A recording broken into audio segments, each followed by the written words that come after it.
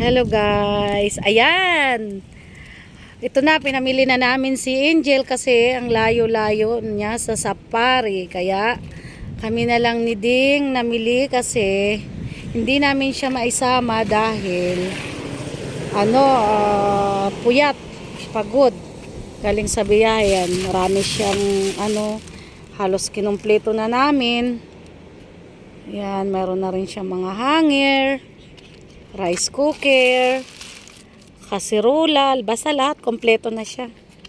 Tapos meron din siyang yan, lagay ng basura. Ayan si Angel.